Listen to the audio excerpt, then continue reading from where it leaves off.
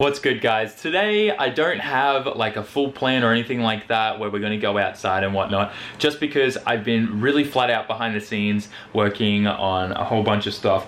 But I do have some cool stuff that I want to show you, and then we're going to do a bit of talking at the end of the video because I want to clarify some things and just address some comments and stuff that I've seen coming up on a lot of videos about why I have so many project cars, why I'm not working on particular projects and all that kind of stuff, which I know a lot of you OGs and guys that watch my content every day know because you haven't been missing videos. But I think this will just be a really good way to kind of recap and just make sure everyone understands why I'm doing things the way I'm doing. But anyways, some really cool parts arrived for the JZX100, which I'm really excited about. And I want to share them with you because I really do think that these are probably the best parts to get if you have a JZX100. And of course, you're going to have the same issues that I've got with it because it's renowned and across the board with every JZX chassis. So anyways, what we have here are two boxes from Serial 9, which is a company based out of Canada.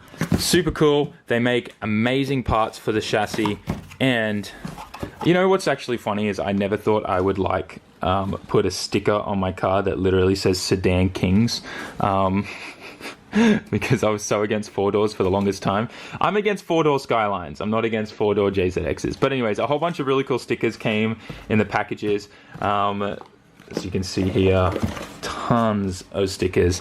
But what I'm really excited about, or these are really cool too, we'll get to these in a little bit, are these. So these are diff bushes for the JZX100, and they're made from Darren. I'm not sure. Darren? It's not a person's name. Darren, I think, is the correct pronunciation. But it's essentially a plastic, and then they have the alloy insets on top of it. So this does actually absorb some shock, which is really good. But obviously, you still get the added benefit of it essentially being solid. So these never break, you're not going to have any problems with them. So that's why we got these for the missile, because the OEM ones, if you remember when we looked at them when we were working on the car, they're just completely shot. So these are the two rear diff bushes that go in the subframe, and then these go in the front of the diff and bolt it up into the subframe as well. So if you guys remember that section where these ones go, my subframe had actually cracked, which is a result of the bushes wearing out and the diff moving around in there. It flexes and cracks the subframe, so we welded that and repaired it. So that's one set of bushes for the diff only. And then in this box here, got a nice little shirt there. Has probably the sexiest looking billet mounts I have ever seen in my life. Look how good these guys are. Full billet alloy. Nice lime green. I'm not sure if there's any other name for it. I want to get one out of the packet, one sec. Here's one of them right here. And these are completely solid, made from billet alloy, machined with a CNC machine and whatnot. They look so freaking good. I can't wait. Like my JZX, whoop, probably just scratched it. Now these are the mounts, the bushes, sorry, that go and replace the OEM ones on the subframe itself.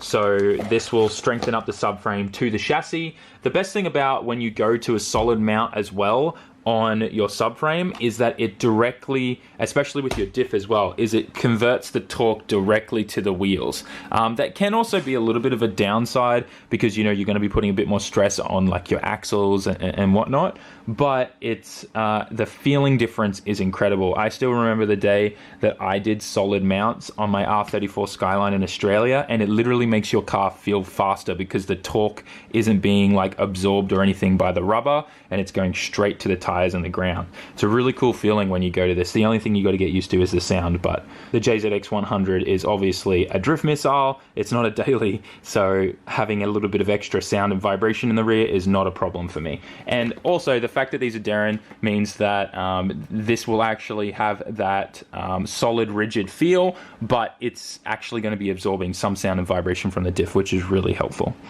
Now we have some other parts. I guess we'll start with these things. These are drift buttons, super cool. I love the design. Once again, billet. And there's two different styles here depending on what handbrake you have, either the one that slides over the button or the one that screws onto the little like rail inside there. Over here we have two of their awesome shift knobs, which they do look a little bit sus, I'm not gonna lie. They when May saw them, she was a bit concerned what they were. But these are shift knobs, and what's really cool is they're made from Darren as well. And see these little grooves here? You can choose and pick whichever color you want of these kind of O-rings to go in there and customize it. So I think that's cool. They have these in black and white, but I think the white just looks way better. So we got the small one and the tall one here, which I love them both. And obviously they've got all different types of thread patterns and different weights, so you can weight them and choose, you know, your kind of feeling that you want in them, which I think is super cool. I don't think I've ever had a shifter where you can add weights. All of these things down here are weights, and then the different patterns here, or like what do they call it, thread pitches and patterns and stuff, depending on what car you want to put them on. But yeah, guys, I really recommend Serial 9. They sell some of the coolest stuff. Another cool sticker. One other thing that these guys sell, if I can find it, here it is. They have a really awesome Toyota JZ, so like engine to CD conversion kit. It's probably one of the best on the market, honestly. They sell a bunch of other cool stuff like shifters, and I know like a bunch of my friends that have CDs, they always use the Serial 9 shifters, which like fixes up a bunch of the feeling issues with them. So yeah, I'm really excited that we got some Serial 9 parts, because I've been wanting them for ages, but now we finally have a car that we can get some. So I'm pretty hyped.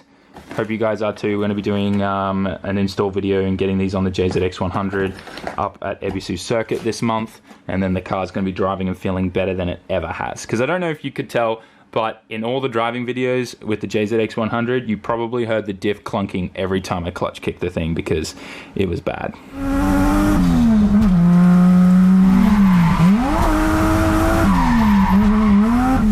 So the next part of this video is going to be a bunch of talking.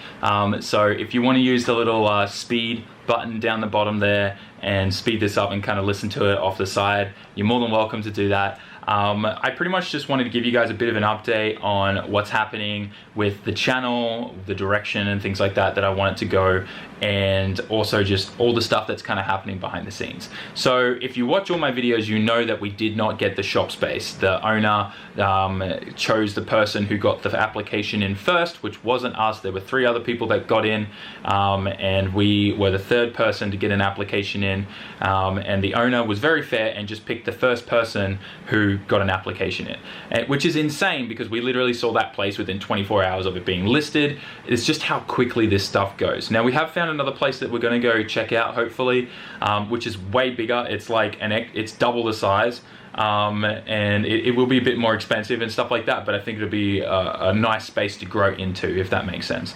So hopefully I get to check that out and we get an application in and we're the first and we're able to get it. But finding shop space in here, like in Japan, seems to be a lot more difficult than I was anticipating. So that's the biggest setback right now on all my projects.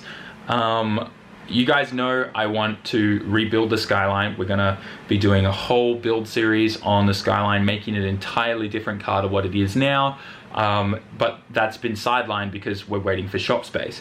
The Evo, the whole, you know, TME RS Evo is waiting for a shop as well, because I can't, like, the first step for me for that build is to literally pull the whole thing apart, clean, work out what needs to be done, send the body off to the paint shop and the body shop, cut out that rear fender, weld in a new rear fender, repaint, like all that kind of stuff. Like, I can't do any of that without being able to strip apart the car and have the space to store the parts and my own hoist and lift and all that kind of stuff. I can't rely on other workshops for that. It just doesn't make sense for me. So the Evo's sidelined, waiting for a shop as well. So we got 2 projects right now waiting for a shop. My S15, I need to do a whole hot side change on that and rebuild a bunch of stuff, change angle kits and all this type of stuff with it. But I can't do that until I get my own shop space as well. And then, like, even this Mini, I'm actually probably going to end up fixing it. I looked up all the parts and stuff, and a lot of you guys in the comment section kind of encouraged me to fix it. You know, it would be so much easier if I had my own shop and hoist as well for that. The list goes on, you know what I mean? Like, there's just so much I want to do, but I don't have my own shop space. And that's the biggest thing. Like, up until now, I've been able to grow the channel and do everything that I've been able to do literally in my driveway, or, you know, working with Oka-chan at Yashio Factory and being able to work on the S15 there. Now, he is so flat out and busy right now, he's even looking for a bigger shop to move into because his business is expanding and stuff like that. So he's already stressed and crazy busy and, like, everything in the workshop is packed, as you guys have seen. So there's not really any space for me to do anything there. I'm sure if I asked him, he would make space, but I don't want to do that because, you know, then that's just going to stress him out more in this season where he's so busy and stressed and whatnot. So with all of that, I'm sure you guys understand why, you know, I've got so many cars right now that I can't work on, because we're literally just waiting for that shop space. When I get the shop, that's just gonna like make things so much easier, especially when it comes to bad weather. Like for the rest of this week, another typhoon, like, you know, bad weather and rain supposed to be coming and knock out the whole rest of the week, and that ruins, like, it prevents me from being able to film the videos that I want to film, working on cars in my driveway and stuff like that, because I'm reliant on good weather. And right now it's the rainy season, kind of autumn period here in Japan. So it really puts me in a tight space. And I know I've been seeing a lot of people commenting saying like I'm buying too many project cars and I have, you know, I need to work on just one, but I can't work on any of the cars until I get my shop space. So that's the biggest thing right now. Yeah, like I guess like with the direction of the channel and things like that, I'm sure you guys can kind of tell, like obviously we're an automotive themed channel, but I will be starting to bring back more like Japanese culture stuff with me and May have a nice trip planned this at the end of this month, going to Hakone and doing a bunch of Japanese touristing and checking out some really cool stuff there.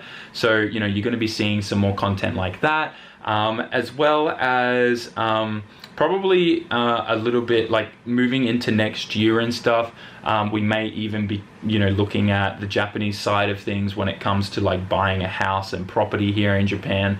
I'm looking at buying abandoned houses and stuff and renovating and fixing them up and stuff like that, as I mean, it was never really like me focused on that would be cool content. That's more what I want to do. Like I have this crazy dream of owning a traditional Japanese house, but we modernize it, you know, like, so it's still got that whole traditional Japanese feeling with the verandas and stuff all around, but it's modernized, got aircon and, you know, like high doors and stuff like that, so I don't have to duck and whatnot. But I just think that'd be super, super cool. So anyways, there's a bunch of stuff coming and things that are obviously, the channel's going to kind of grow and evolve from what it is now. There's going to be a lot more travel, obviously, coming into next year with travel restrictions lifting and stuff, and COVID, you know, kind of disappearing. Well, not disappearing, but everyone's learning to live with it, and vaccines coming out and stuff. Obviously, that means that we'll be able to travel again. So there'll be a lot more trips to the States, Australia, and whatnot. So get excited for that. I'm not going anywhere. I'm also considering changing my upload schedule. I want to make it so that my videos are going live around 1 a.m. my time instead of 5 a.m. Because I've just been doing a bunch of research with YouTube analytics and information that they've been feeding me about when you guys are online on YouTube the most. So I want to make sure that my videos go live when statistically you guys are on the platform, as well as I'm also considering changing from daily to more of business days, if that makes sense. So my weekends I would be taking off. So you would see an upload Monday through to Friday, Saturday, Sunday, no upload. So there's some ideas I'm thinking of right now. I mean, I could just go to uploading every second day and stuff moving into the new year. But it always depends, you know, what's happening. Especially once I get my shop, like, there's no doubt in my mind I won't be able to pump out daily content, but it's more about me also being able to find a happy medium, you know, making sure I'm spending time with May. Obviously I need to make sure that I work out my schedule as well, because at some point in the future, instead of my family just being me and May, there probably will be a child at some point coming into the scene, so I need to be able to balance my work and stuff like that, which I know is insane to think about. And don't worry, May's not pregnant and we haven't talked about having kids anytime soon, but I'm the type of person where I like to plan that kind of stuff out and always like think about what's going to happen if this happens and stuff like that. So trying to make sure I find that happy medium, and everything will then flow really, really well. So yeah, I hope you guys are excited.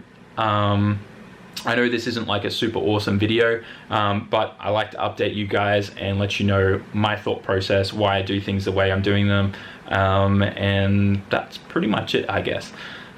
There's some cool, there will be some more cars coming to the channel, I know, but not probably for this year. I think I'm done with buying new cars. I'm trying to just save up at this point because we've got some big stuff to do on them, and there's some cool things that I want to do next year, moving into traveling and stuff like that. It'd be very, very cool. So yeah, hope you guys are excited. Hope you guys understand everything. If you have any questions and stuff like that, please put them down in the comment section, and I'll address it in another video at some point. But yeah, hope you guys enjoyed today's video. Super simple. Glad I get to talk to you guys. Also, when this video goes live, I will be live on Twitch playing games with you guys in the morning. So make sure if you have a Twitch account, you go check it out. Link will be in the description.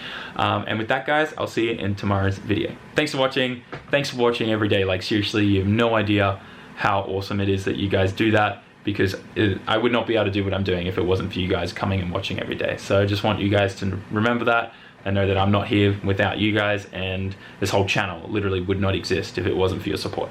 So thanks for that, guys. Go get some SAMMIT merch. Link in the description for that as well, sammit.net. I'll see you on tomorrow's video. Peace out. Ciao, mata.